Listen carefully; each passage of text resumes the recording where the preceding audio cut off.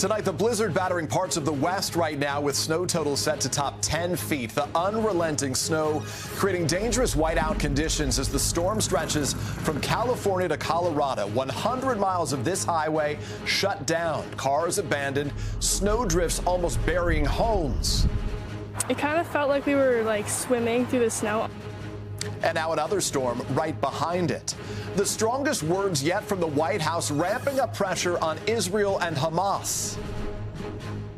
There must be an immediate ceasefire. As we get new images of the U.S. military airdropping aid into Gaza.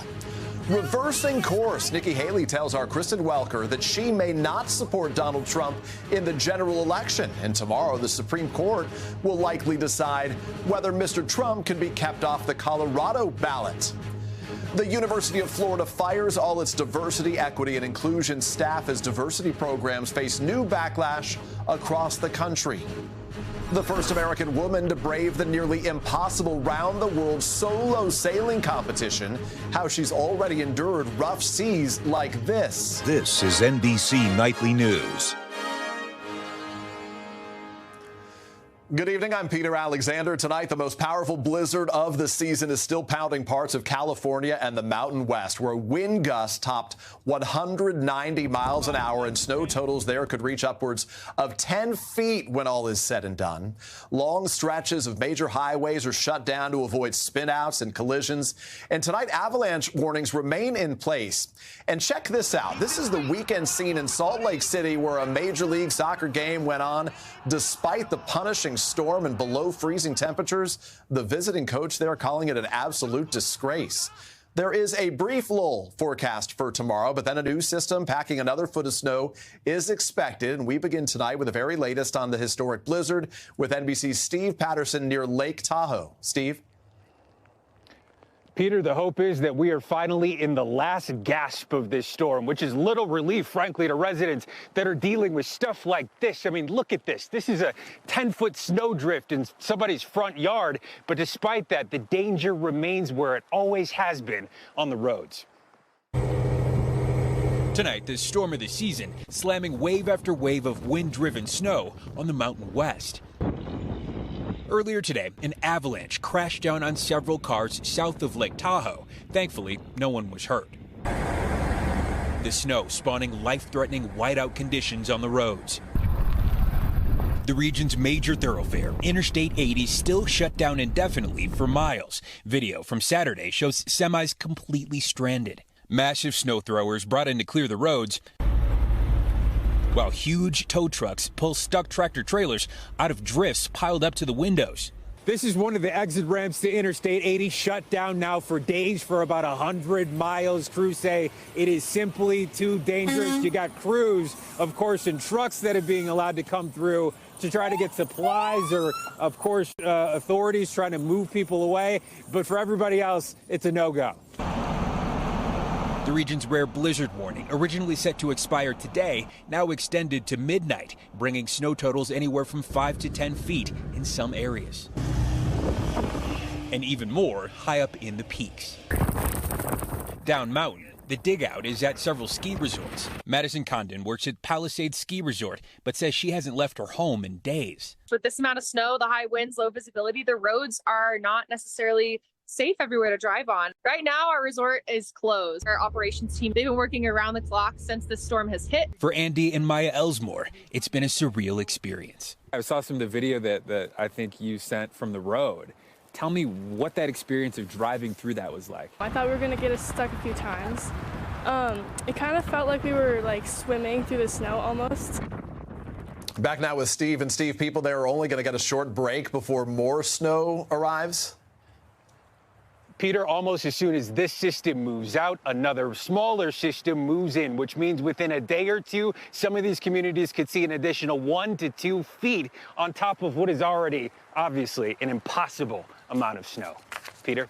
Just enormous drifts there behind you, Steve. Thank you. And while the West digs out, we are seeing record highs in other parts of the country with temperatures 30 to 40 degrees above average across the plains in the Midwest.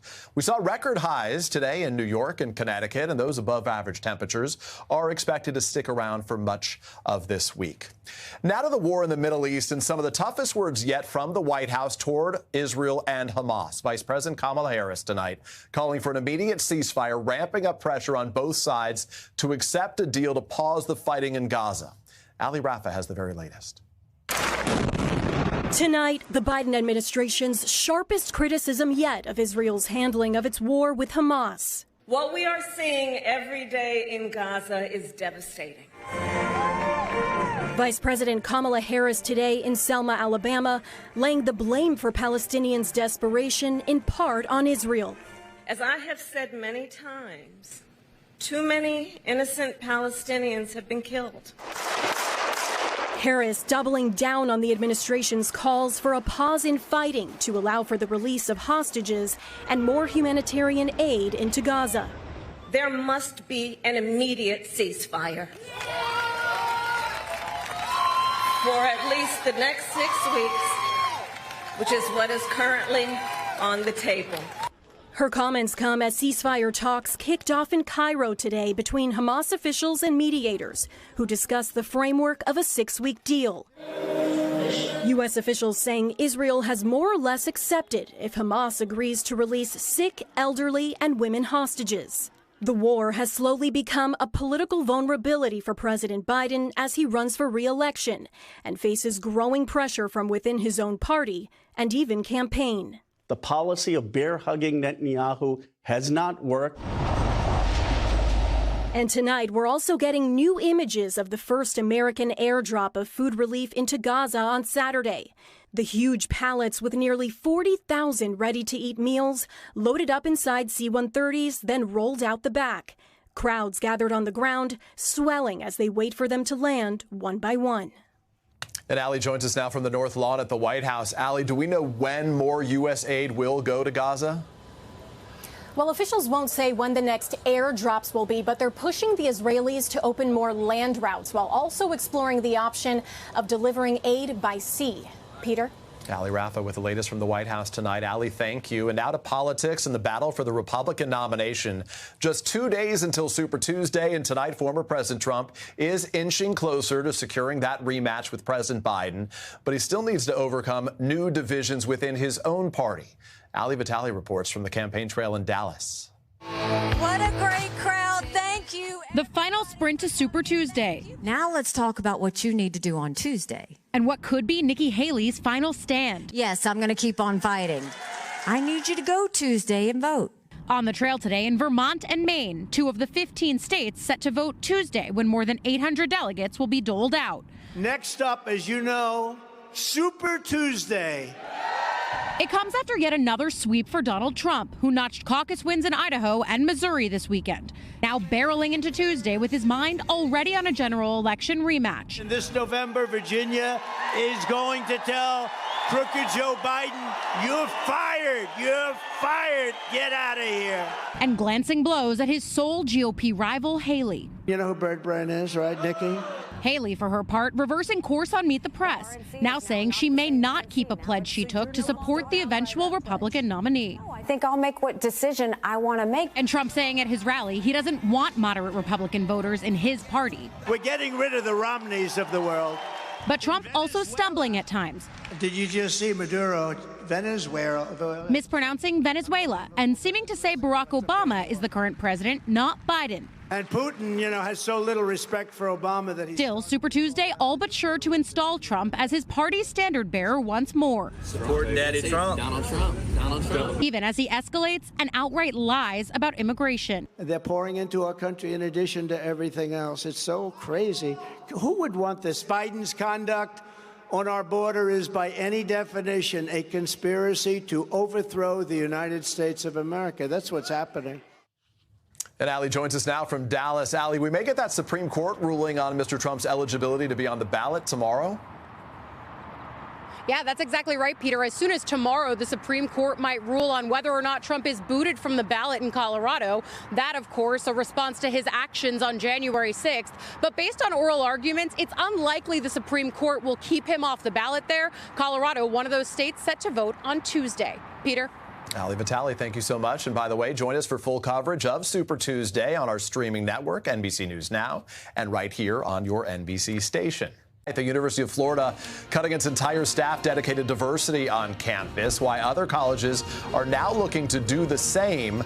Plus, with the wind at her back, the sailor doing what no American woman has done before, her epic test of endurance.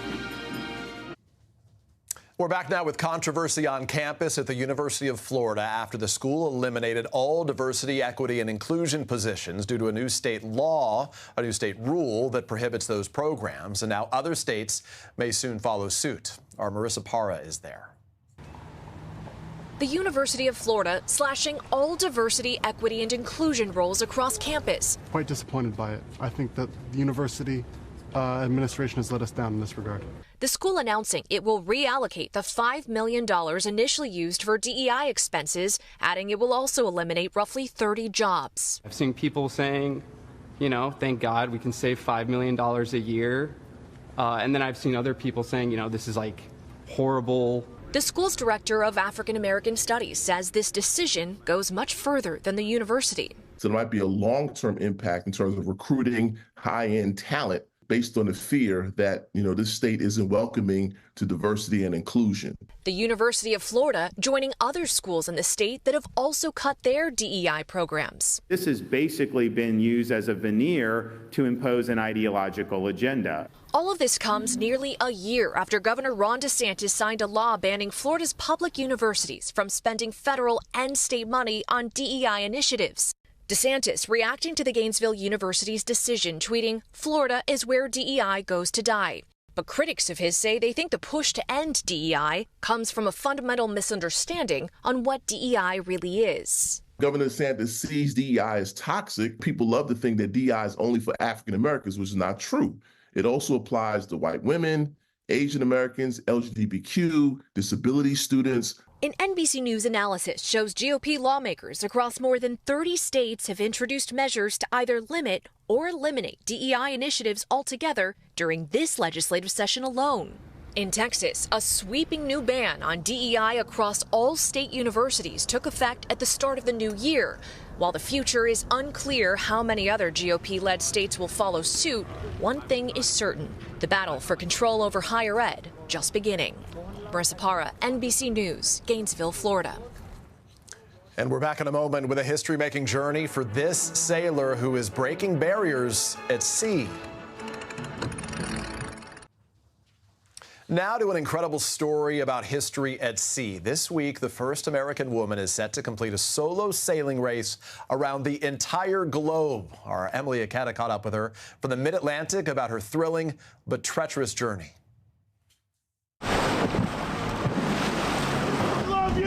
Here we go! Aboard this 40-foot racing boat named First Light, 29-year-old Cole Brower has spent 4 months at sea, surviving terrifying moments like this, when massive waves tossed her across the cabin, badly injuring her rib.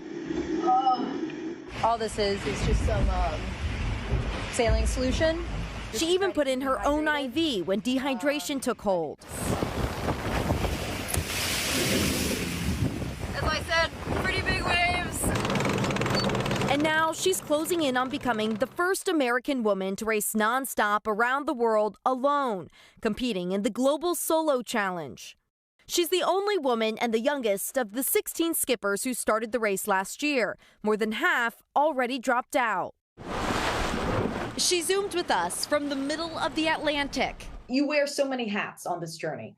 Solo sailors, you have to be able to do everything. You need to be able to get up even when you're so exhausted, and you have to be able to fix everything on the boat. The last 24 hours, I've been so angry. The journey grueling. No stops on the roughly 30,000 miles from Spain down the west coast of Africa, over to Australia, and around the Cape of South America before returning to the starting point. A finish line Brower's expected to hit just days from now. Have you ever been really scared in a moment? I can feel the boat is deteriorating. I can just feel that things are starting to break down. Okay, it's okay.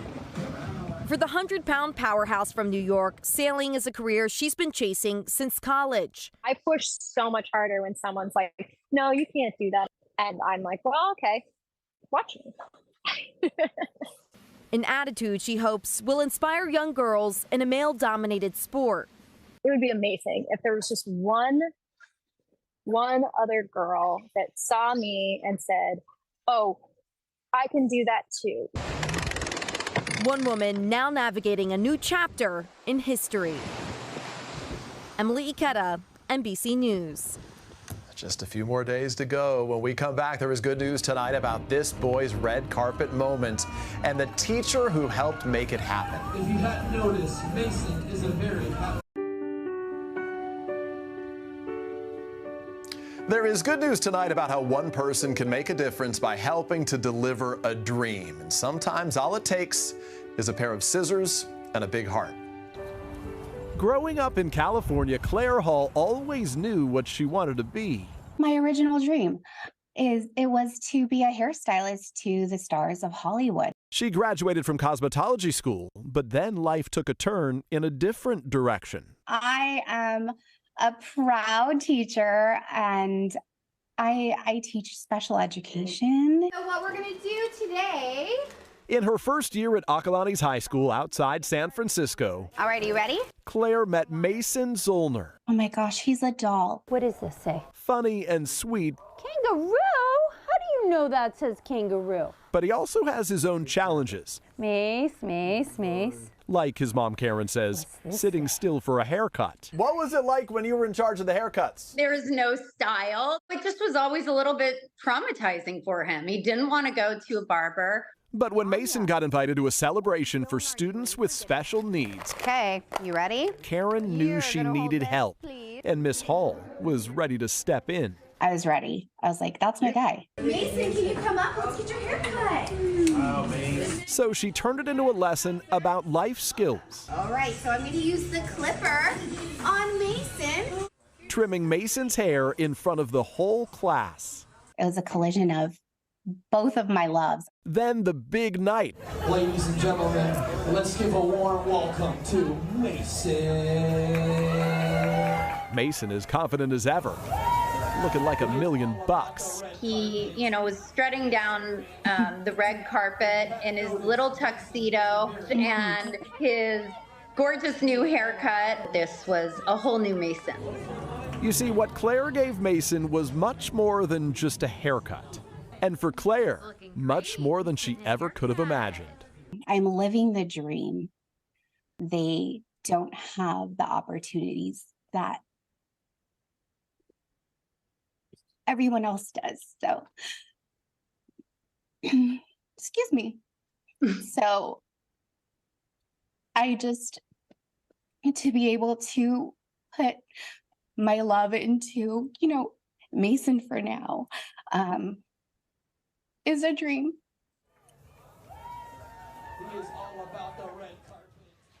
Claire tells us, by the way, that she has a new dream now to open a hair salon for those with special needs. And by the way, how good did Mason look? That's NBC Nightly News for this Sunday. Lester Holt will be in tomorrow. I'm Peter Alexander. For all of us here at NBC News, we hope you have a great night.